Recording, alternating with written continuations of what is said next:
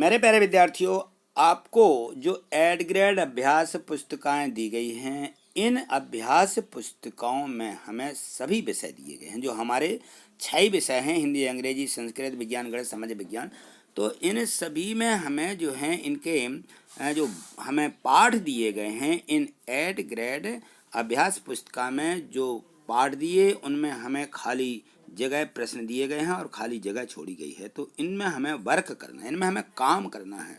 तो इसमें क्या करना है, जो हमें प्रश्न दिए गए हैं हमें इनके उत्तरों को इसी में भरना है, लिखना है, और लिख करके फिर हमें इनको क्लास टीचर से चेक करके इनको हमें जो है चेक करके फिर याद भी करना है। और इसको हमें अपने क्लास टीचर से जो है हमें चेक करवा करके याद कर लेना है, क्योंकि इन्हीं में से हमें वार्षिक परीक्षा में प्रश्न पूछे जाएंगे। तो आज हम देखते हैं जो इस कक्षा 6वीं की इंग्लिश दी गई है, इंग्लिश का लेसन 10 देखते हैं। एक काइंड बॉय, जो एक दयालु लड़का रहता है, उसके बारे में ये लेसन दिया गया है। तो इसके पहले वाले जो पार्ट हैं वह मैंने इसी यूट्यूब चैनल पर अपलोड कर दिए हैं। उनको जो है आप या तो गणित वाले सर से यानी सर्च कर सकते हैं, या फिर यहाँ नीचे देखिए लिखा गणित वाले सर, इसको आप क्लिक कीजिए और क्लिक करने के बाद ऊपर आपको प्ले लिस्ट दिखेगा, PLAYLIST, प्ले लिस्ट को क्लिक कर दीजिए। तो अब मेरी सभी वीडियो अलग अलग पाठों की और जो अलग अलग कक्षाएं दी गई हैं सभी की दी गई हैं। तो आप उनमें से भी सभी विषयों को आप कंप्लीट कर सकते हो, उनको देख करके समझ सकते हो। ठीक है, तो आज हम देखते हैं जो यहाँ पे जो इंग्लिश का लेसन 10 दिया गया है, 10वां पाठ दिया है। इनके प्रश्नों को यहाँ देखिए, तो यहाँ पढ़िए, इसमें लिखा हुआ है। सबसे पहले तो ये देख लीजिए, जो इसमें निर्देश दिया रहता है कि very short answer type question है ये। Answer the question from 1 to 3 in 1 word से 1 से 3 तक के जो प्रश्न दिए गए हैं, इन सभी के उत्तर हमें मात्र एक शब्द में देना है। प्रश्न क्रमांक 1 से 3 तक की यहाँ हिंदी में भी लिखा है, तो ये भी हमें पढ़ लेना है। ठीक है ना। क्वेश्चन फर्स्ट को पढ़िए, what was the boy doing, what was the boy doing, लड़का क्या कर रहा था।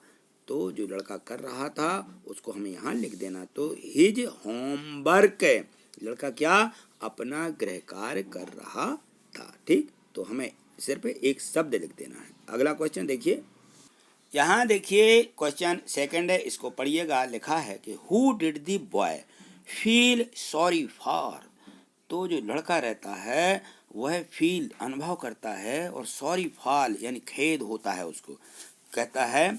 तो किसके लिए वो कह रहा है कि who did the boy feel sorry for, तो लड़के को किसके लिए खेद हुआ।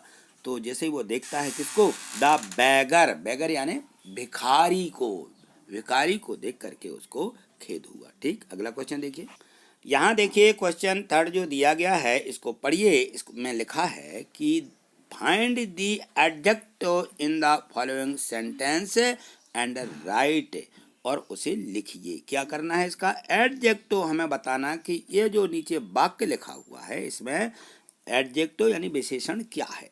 तो द बैगर वाज पुअर, इसमें है कि द बैगर वाज पुअर, भिखारी जो है वो गरीब था। तो इसमें जो विशेषता बता रहा है, विशेषण जो है वह हो जाएगा बैगर, BAGGER, बैगर।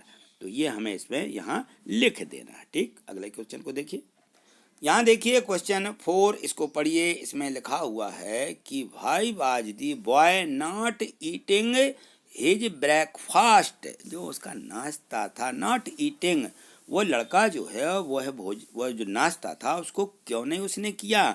तो इसका आंसर देखिए, दी boy was not eating his breakfast because, इसलिए उसने अपने नाश्ते को नहीं किया था। ही बैटिंग, वह प्रतीक्षा कर रहा था किसकी, for the beggar to take his share, उस भिखारी के साथ नाश्ता करने की वह प्रतीक्षा कर रहा था। ठीक, अगला क्वेश्चन देखिए, यहाँ देखिए जो क्वेश्चन 5 दिया गया है इसको पढ़िए। इट इज राइट, क्या ये सही है, टू शेयर फूड, भोजन को बांटना, with the poor and hangry people, जो हैंग्री यानी भूखे लोग और गरीब लोग हैं उनके साथ, या उनको भोजन देना, क्या ये बिल्कुल सही है। As the boy did in the lesson, इस पाठ में वो जो लड़का है जैसा इस पाठ में आया है कर रहा है वह वो क्या सही है कैसे। तो देखिए यस इट इज राइट, यह बिल्कुल सही है। To share food with the poor and hungry people because, इसलिए the poor man did not have food to eat. तो इसको हमें इसमें सही है बिल्कुल लिख देना है। अगला क्वेश्चन देखिए, यहाँ देखिए जो क्वेश्चन है 6 दिया गया है, इसको पढ़िए। लिखा है कि री राइट दी फॉलोइंग सेंटेंस, ये नीचे दिया गया जो वाक्य है इसको फिर से लिखिए यूजिंग किसके साथ, capital letters and question mark. इसमें हमें जो कैपिटल बड़े शब्द हैं, जहाँ बड़े शब्द आना वहाँ बड़े शब्द का प्रयोग कीजिए और क्वेश्चन मार्क लगाइए जहाँ पे फुल स्टॉप लगा हुआ है, ये बिंदु लगाना इसको फुल स्टॉप बोलते हैं। तो यहाँ ये क्वेश्चन मार्क हमें इसका बनाना है। तो where did the boys keep his breakfast, इसको क्या लिखेंगे, ये जो डब्ल्यू लिखा इसको हम फर्स्ट इसमें जो कैपिटल लेटर से बड़ा शब्द लिखते हैं तो यहाँ हो जाएगा where did the boy keep his breakfast. इसके बाद क्या लगाना है, ये क्वेश्चन हमें क्वेश्चन मार्क लगा देना है और उसको रीराइट फिर से लिख देना है। ठीक, अगला क्वेश्चन देखिए। यहाँ देखिए जो क्वेश्चन है हमारा 7 दिया गया है, इसको पढ़िए। री यानी राइट 5 सेंटेंस अबाउट इग्लूज, यानी इग्लूज के बारे में हमें जो है 5 वाक्य लिखना है। इग्लूज यानी जो बर्फ रहती ना, बर्फ के घर जो रहते हैं उनके बारे में। An igloos also known as a snow house और स्नो हट से, जो इग्लूस रहते हैं ना, इग्लूस जो हमारे बर्फ के घर रहते हैं, बर्फ की झोपड़ियाँ रहती हैं, is a type of shelter built of snow typically built when the snow is suitable although igloos are often associated with all Inuit। तो इस प्रकार से ये हमें इसके 5 सेंटेंस 5 वाक्य बनाना है। ठीक है, अगला क्वेश्चन देखिए। यहाँ देखिए क्वेश्चन फर्स्ट दिया गया है कि rearrange the letters to make a meaningful words, हमें रीअरेंज करना है। जो यहाँ पर ये वाक्य दिया गया है, शब्द दिया गया है, इसको फिर से लिखना। देखिए तो यहाँ देखिए जो ये शब्द लिखा हुआ है ये इसका मीनिंग कुछ नहीं निकलता है। यहाँ इनको हम रीअरेंज करके लिखेंगे तो बी से शुरू करेंगे तो बी से REAK ये हो जाता है break FAST fast, break fast, ये शब्द सही मीनिंगफुल हो जाता है। ठीक है, अगला क्वेश्चन देखिए। यहाँ क्वेश्चन है सेकंड पढ़िए। लिखा हुआ है please give me something to eat. Who said this? Who said this? यह किसी ने कहा कि please give me something to eat, मुझे कुछ खाने को दोगे। तो please give me something to eat ये किसी ने कहा, बेगर सेड दिस, यह बेगर यानी उस भिखारी ने कहा था। ठीक, अगला क्वेश्चन देखिए। यहाँ देखिए क्वेश्चन 3, इसको पढ़िए। ये लिखा हुआ है इसमें कि Tina has written a letter to her aunt, जो टीना है एक पत्र लिखना चाहती है हर आंटे, यानी वो अपनी जो उसकी आंट रहती है मौसी, उसको एक पत्र लिखना चाहती है। उसने लिखा कि टीना लिव्स एट 24 नूर बाजार इंदौर, वह जो है कहाँ रहती है, नूर बाजार इंदौर में रहती है। शी वांट्स टू थैंक्स, वह देना चाहती है क्या, थैंक्स धन्यवाद, हर आंट अपनी मौसी को, for sending her a lovely dress write a letter, इसलिए वो एक पत्र लिख रही है कि उन्होंने जो एक बहुत अच्छी ड्रेस भेजी है उनके लिए वो धन्यवाद देना चाहती है पत्र के माध्यम से। तो यहाँ देखिए लिखा है कि choosing the word from the box, ये जो यहाँ पे शब्द दिए गए हैं इन शब्दों को हमें